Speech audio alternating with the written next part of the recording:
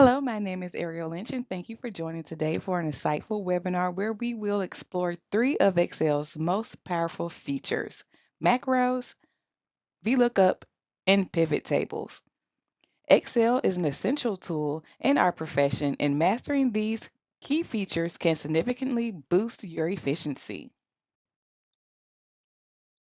During this webinar, we will discover how to automate repetitive tasks, saving you time and reducing the risk of errors in your work.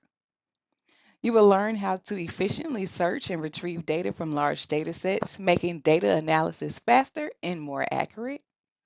And also, we will master the art of summarizing and analyzing complex data sets, enabling you to make informed decisions with ease.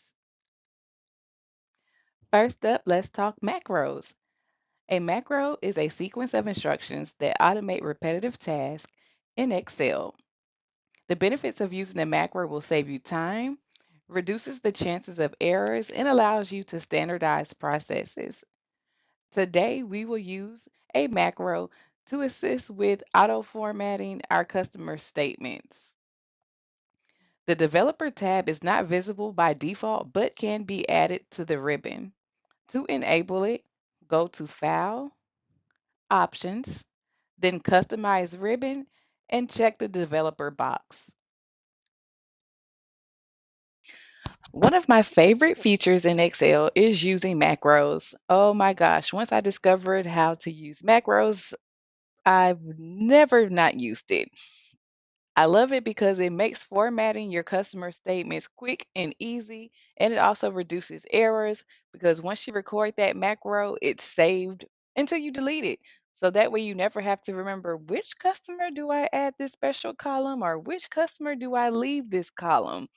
Once you record that macro, it is saved forever and will cut down on the time it takes to format your customer statements. So let's go ahead and dive right on in.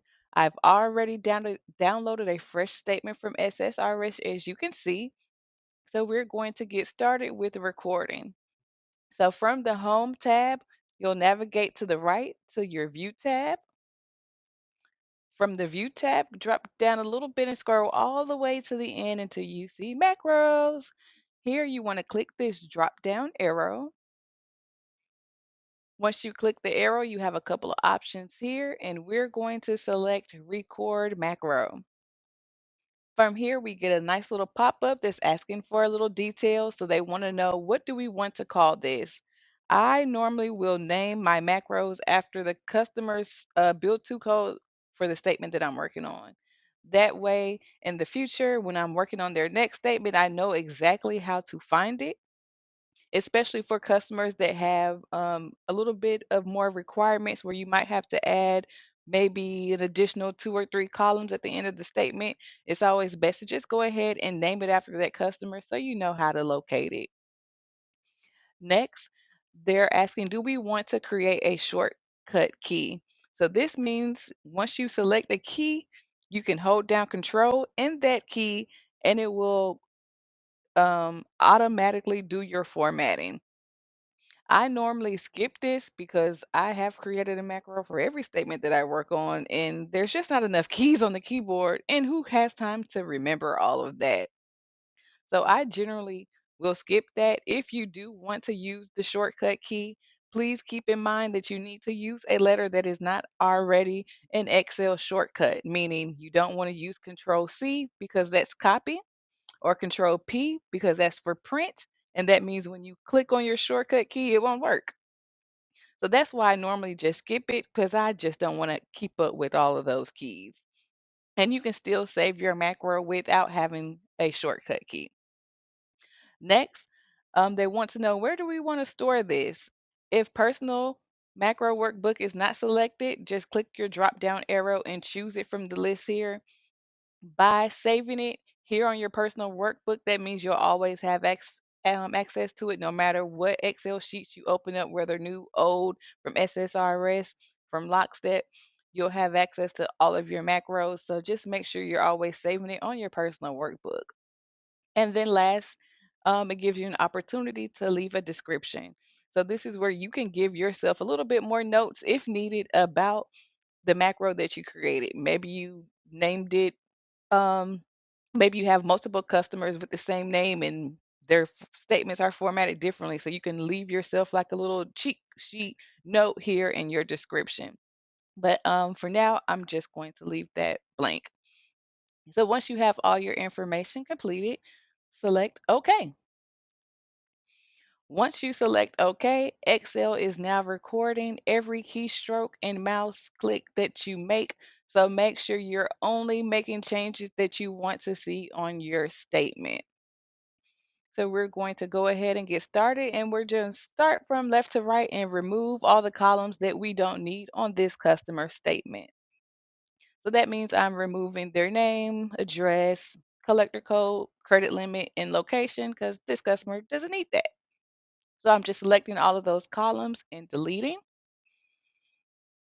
And as we move on to the right, I'm going to delete columns reference 2 and 3 because this customer does not require that information. If you have a customer that needs it, you want to make sure you're not deleting it. But in this case, this customer does not. Next, I'm here at the last page. So while I'm doing my formatting, I'm going to go ahead and get rid of all of these number signs. Like I want all of these here removed from the statement. So I'm going to go to the Home tab and use the Find and Replace option. And I'm going to tell Excel to find all the negative ones and replace with a blank. And to get a blank, I'm just going to hit the space bar one time.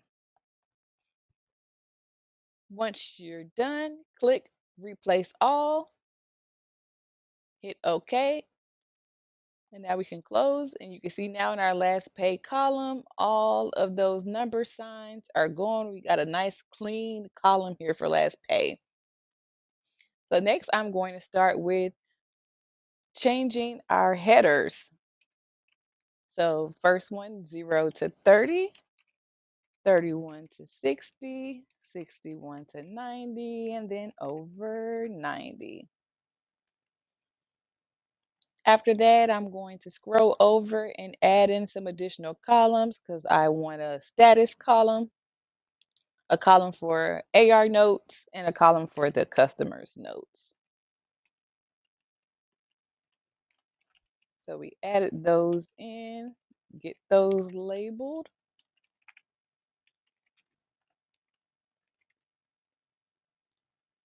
Okay. And just to show you that you guys can do all kind of formatting when you're recording these macros. So say I always want my status column to be bold. I'm going to go ahead and select that column and select the bold function. Then I always want to filter, so I'm just going to come over here to our row 1 and I want to go ahead and just stick a filter in there. So before I save or stop recording, I always want to double check and make sure I have all of the columns that I would like. And I don't like that it did that. I knew better than to select it that way. So let me redo this filter because I don't want to filter on blank rows. There we go. So that's why you always double check and make sure it looks how you want. And I always want my rate dates to be sorted, so I'm going to go ahead and do that, oldest to newest. All still while I'm recording this macro, so I know once it's done, it's saved, and that's how I will see my statements each time I pull them. So I'm just double checking again, being cautious. I don't want to have to re-record. So I have the formatting that I like. I'm going to go ahead and come back to the View tab, come back to macros, select that drop down arrow and stop recording. Once you stop recording, your macro is then saved, it's done, and you're good to go. So I'm going to go ahead and save this statement.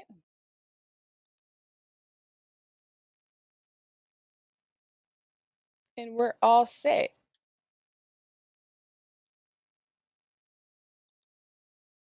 Okay.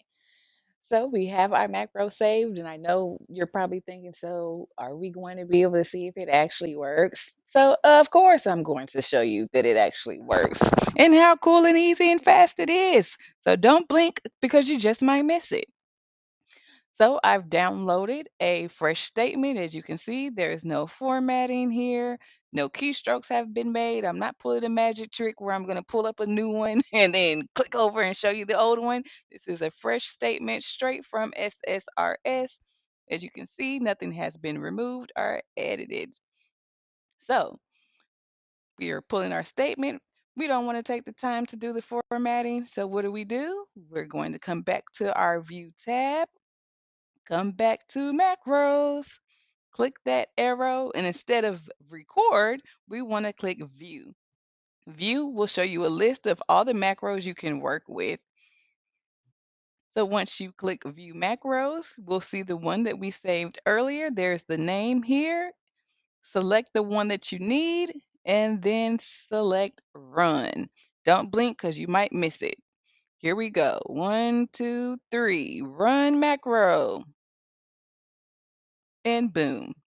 That quick, your statement is formatted. All the columns that you didn't need are gone. All those number signs and last pay are gone. Our headers are already here, and all of our additional columns are added in our filter. That's how quick and efficient macros can help you with formatting your statement. VLOOKUP is a tool that I use on Excel on a daily basis.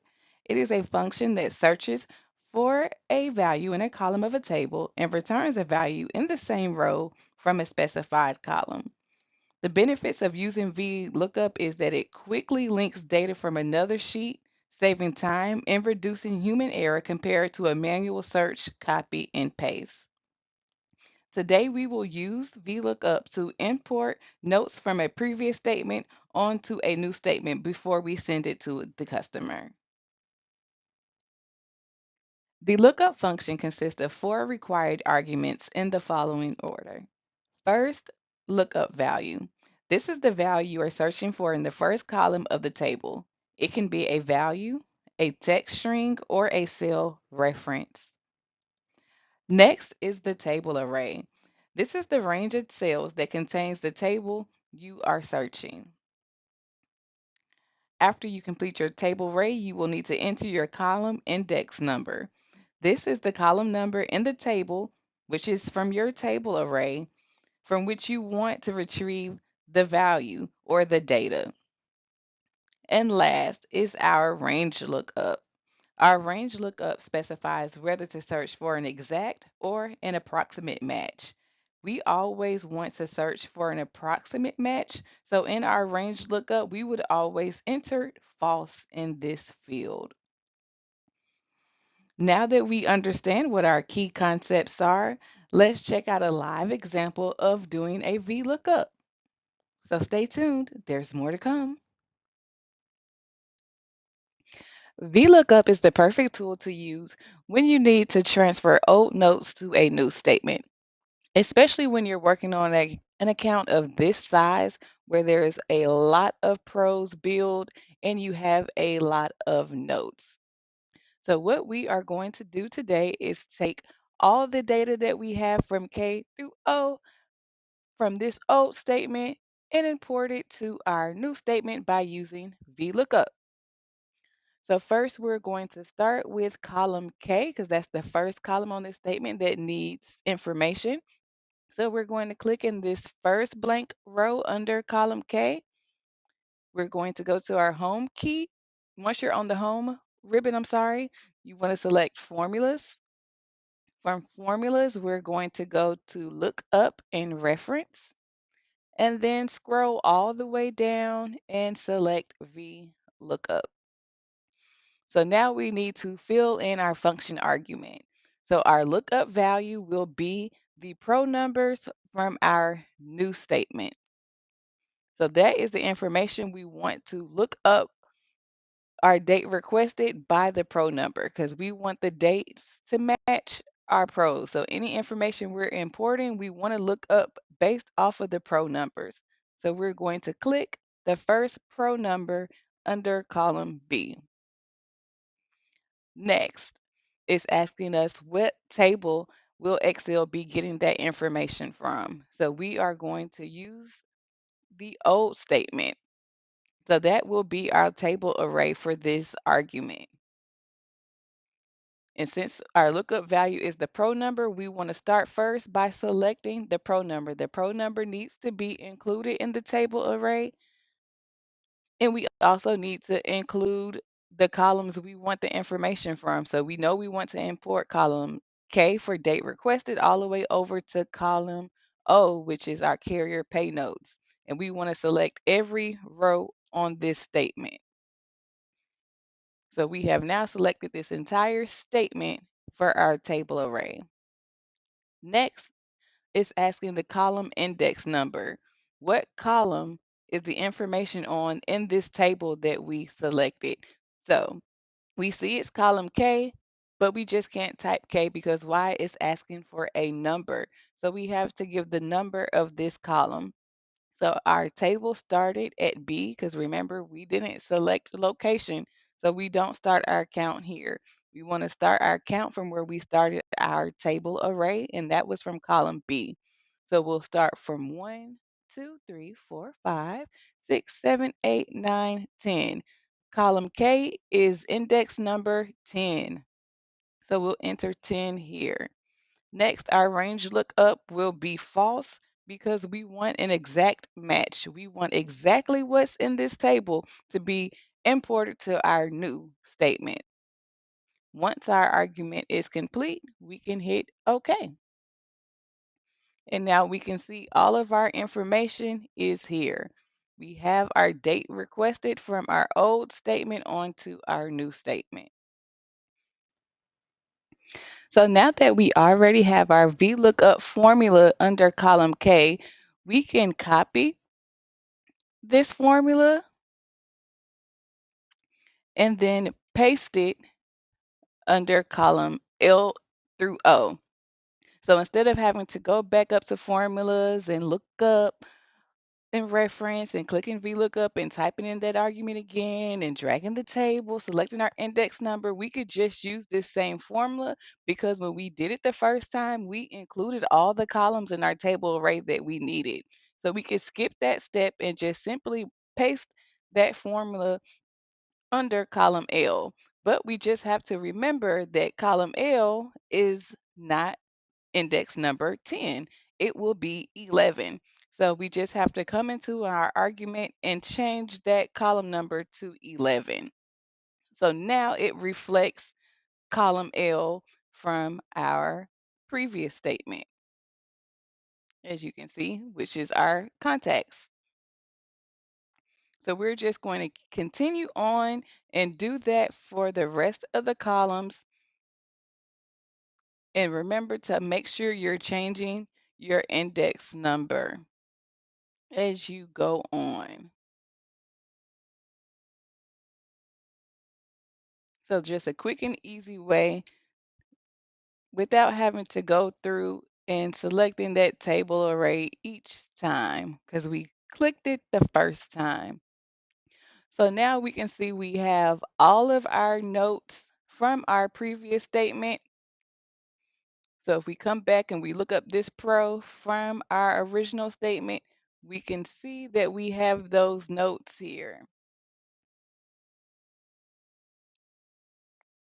We had an issue for disputing. Well, let me start here. We didn't have a date requested or a contact for this pro. We had an issue, no note to the agent, but we have a carrier pay note.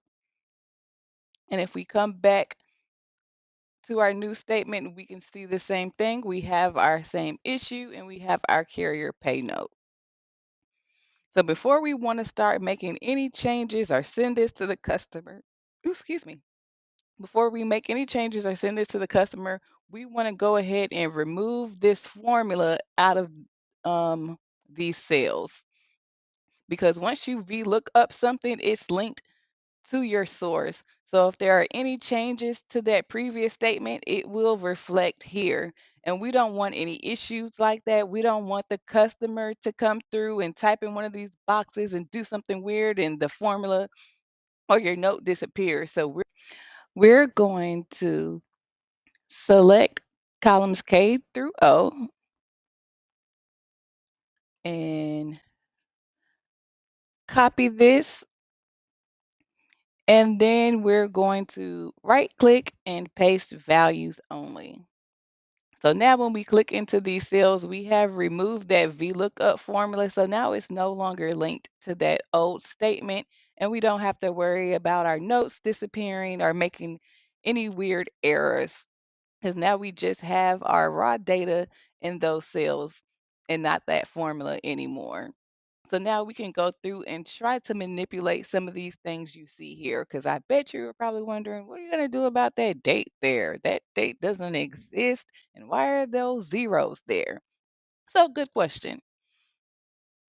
If there's no information in your previous statement when you do your VLOOKUP, there's nothing for Excel to return. So, under the date column, this weird looking date is the equivalent to a zero. So if we went back to that invoice, remember when we looked at that RID Pro on our previous statement, there wasn't a date requested, a contact, or a note to the agent. So when we did that VLOOKUP, it left those columns blank. So Excel put a zero there. And this is the same thing, like I said before, is the equivalent to a zero for the date formatting for this column. So we don't want to have a bunch of zeros um, here. So we can go through and delete all of these before you send it to the customer. So we are going to use the find and replace to remove these, I'm using air quotes, blanks, because we can see they're not technically blank because we have data there, but we only have this weird data because they were originally blank. So I'm going to select the information that is in those cells, come back up to our find and replace. So we want to find all of these dates and replace it with a blank from this column. And we'll just click replace all. So now we have removed all of those funky, weird dates that we had. And I'm going to do the same thing to get rid of the zeros in our last four columns. So now we have clean data that looks just like our previous statement. We don't have those weird dates and we don't have any more zeros. And like I said before, we only had that information because those cells were originally blank. So the last thing I want to show you are the NAs. So you're probably wondering, why are there NAs here and not the zeros or that weird date? That's because these pros did not exist on the previous statement. They didn't exist at all. They weren't even billed at that time that statement was ran, because as you can see, the break date is for 429, and that's when the collector pulled that statement. So when VLOOKUP searched for those pros on that previous statement, it didn't return any data. So that's why we have the NAs. It was nothing there to pull because those pros didn't exist. So they couldn't find anything. So instead of giving us those zeros, they gave us the not available. There was no data available to import over. So we are going to do the same thing we did with those zeros and that weird date from 1900. We are going to use our find and replace and remove all those NAs because we don't need those on the statement. Either it'll just further confuse the customer and it's just not clean. So we'll get rid of those as well. Oops, sorry. Didn't mean to click that. And we're replacing it with a blank. You can see that was a lot that just wasn't needed on the statement. So now our VLOOKUP process is finally complete. You can see there's no more NAs on the statement, there's no zeros, and there's no weird dates from yesteryear. So our VLOOKUP is successful, and this statement would be ready to send to the customer for any updates needed, or if you needed to add any new notes, you could go ahead and do that.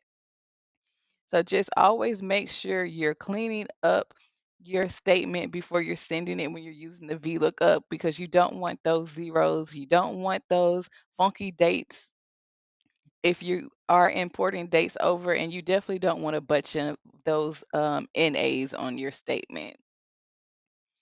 But that easy, that fast, we were able to transfer hundreds of notes from our previous statement onto our new statement without having to one by one search and copy and paste. Everything is all here and it matches.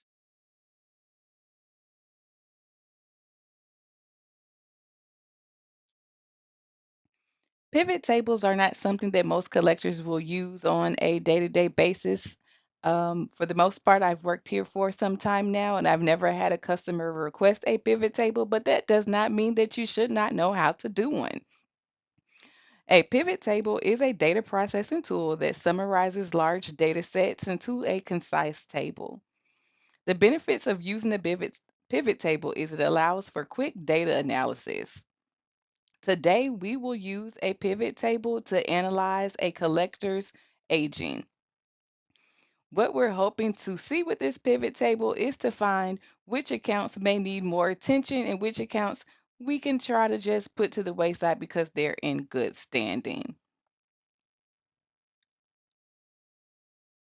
We are going to use a pivot table to analyze the data we pulled from this collector summary aging report. So we already have the report downloaded, as you can see here. I'm just going to come in and change some of the names on these columns because I just don't like seeing the AC. Just personal. Okay, so now that I've changed some of my headers, we're going to go ahead and get started on the pivot table. So from the home ribbon, we are going to go to Insert, and then here in your far left, select Pivot Table. And we are going to use from table range because we want to use the report we already have open here. So once we click that, it's going to ask what table we want to use. So I'm just selecting all this information here, but I'm going to stop it here. I don't want these totals in my pivot table. And we're going to put it on a new worksheet instead of this existing worksheet. So that means down here, they're going to make a new tab and insert our pivot table there. So now I'm going to select OK.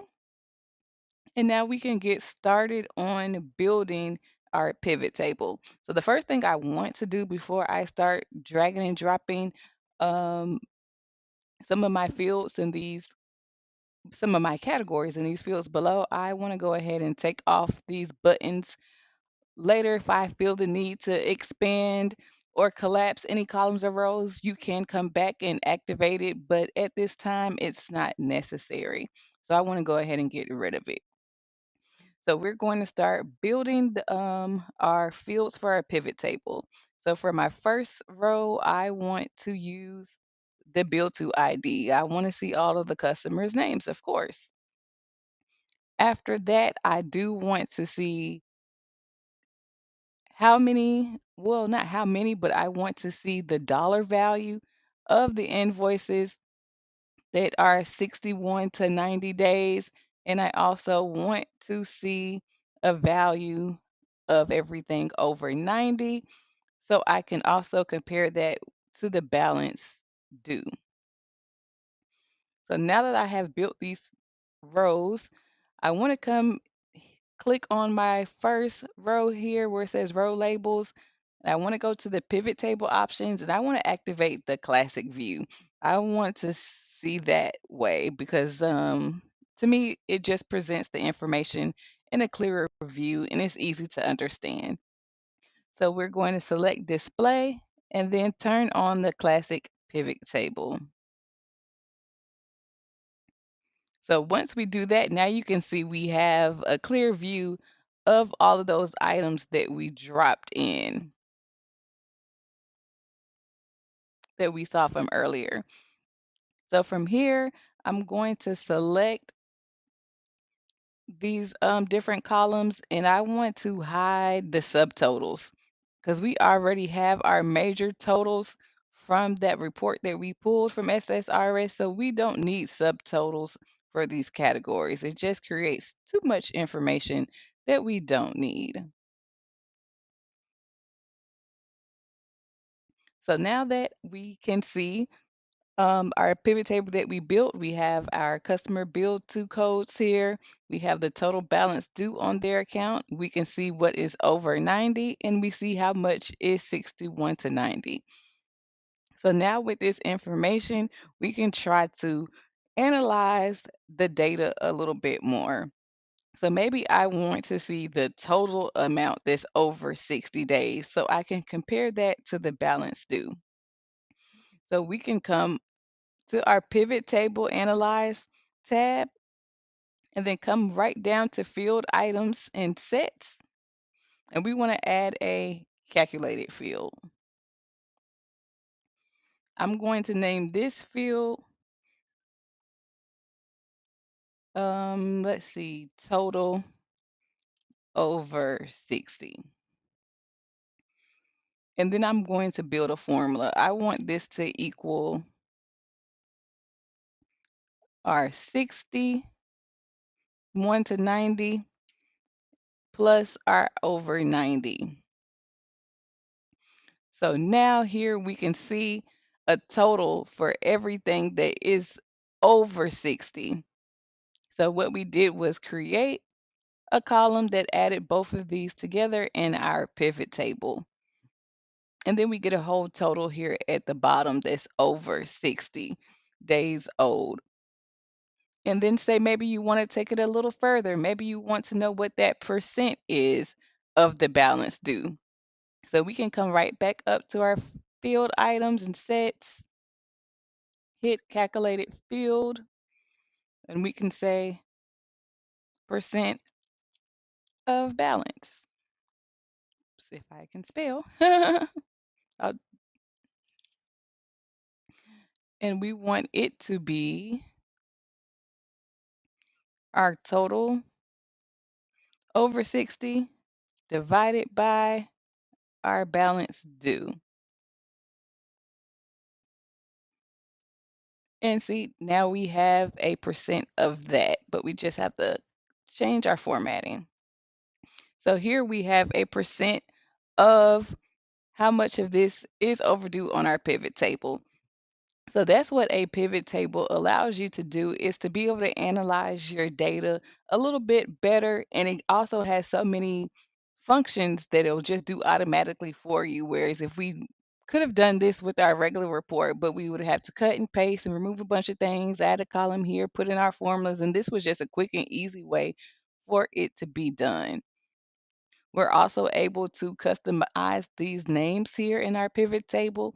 If we come to our pivot table fields chart, we can right click, I'm sorry, not right click, just click here on the arrow and then select value field settings. And we can even change the name. So what if we just wanted to say, we don't want the sum there, we could just say total over 60. Oh, I'm sorry, because that name exists. We could put a $ over 60. And we could do the same thing here for our percentage column. We can change the name and just put percent of balance due. And while I was in there, I could also change the number setting. So I'm going to go back to that one and select the normal a number format and put percentage there. That way I don't have to keep changing. So now we have even formatted that. So now we even have our values columns here where we can see all this data wrapped up together. So maybe if you wanted to this week focus on your statement and you wanted to focus on the accounts that have the highest percent due over 60, then get that number down so your DSL is lower. You know which accounts to focus on or which balances you really need to go after. Because if we look here, we can see, hey, our biggest balance due, 35% of it is over 60. Let's get on the phone and figure out why this customer hasn't paid.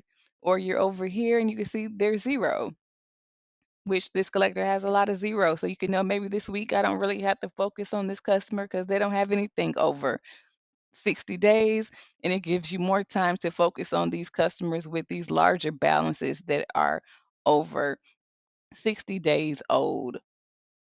But this is a great tool you can use if you want to try to figure out a way how to focus and really horn in on those accounts that have those lingering balances because we all know we want low DSOs, low DSOs. So this could be a tool that you could use in order to figure out which accounts you want to spend more time on um, daily or on a week to week basis.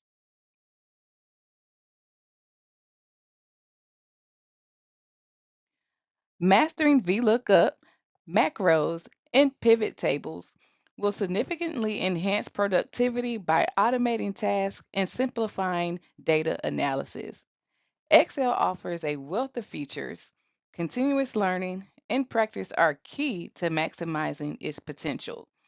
So after you watch this webinar, please take the time to start trying to use some of these features in these videos. I am telling you that using those macros to format your statements will save you so much time. And if you have been copying and pasting your old notes onto your new statements, you will be surprised at how fast you'll get through that part of your day by using VLOOKUP. Thank you for taking the time to watch this refresher course on unlocking Excel's power by using macros, VLOOKUP, and pivot tables. As always, if you have any additional questions, please feel free to reach out to me by any means. I'm available on Teams, phone call, or you can stop by my desk. I'm always happy to provide a little bit more information if there was something I did not cover in this video. Also, make sure after you watch this video, you take the quiz in the link. It's short and sweet. It's less than 10 questions. It'll take you 5 minutes. And again, thank you for your time and have a great day.